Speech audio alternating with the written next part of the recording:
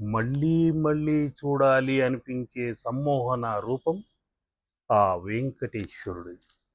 అటువంటి సమ్మోహన రూపం ఒకానొక కాలంలో మీకు నమ్మలేని ఒక విషయం చెప్పాలి.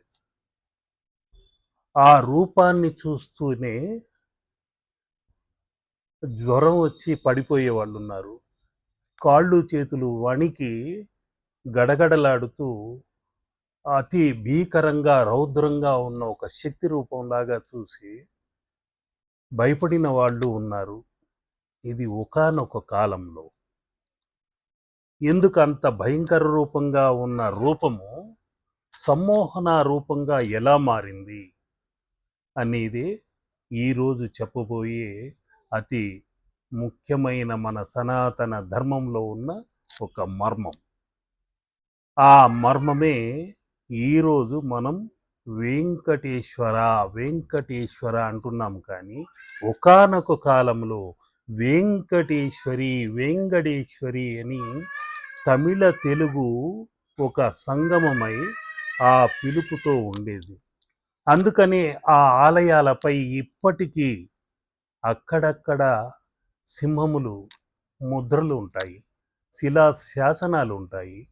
ఆ వెంకటేశ్వరి అన్నది నిజమైన విషయం ఏంటయ్యా అని పరిశోధిస్తే వేంగడము సరిహద్దు అంటారు. ఆ పులిమేర అమ్మవారు పోలేరమ్మ అంటుంటారు.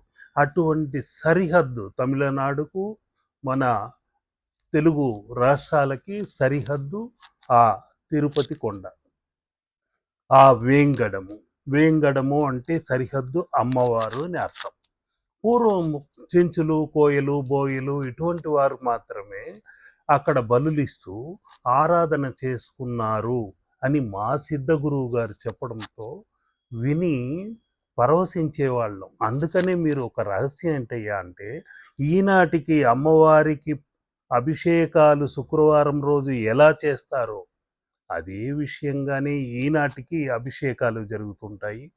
బ్రహ్మోత్సవాలు దసరా సమయాల్లోనే జరుగుతుంటాయి. ఇవన్నీ కాకుండా మరికొందరు ఇంకొక వితండ వాదన ఉంది.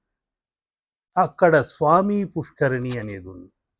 ఆ స్వామి పుష్కరిణి అనేది ఒక స్వామి అనే ఒక ట్యాగ్, ఒక పేరు, ఆ తోక ఎవరికి ఉందయ్యా అని ఆలోచిస్తే దేవతలలోనే ఒక్కరికే ఉంది. వారెవరంటే కుమారస్వామి, సుబ్రహ్మణ్య స్వామి. ఇలా స్వామి అని ఆయనకు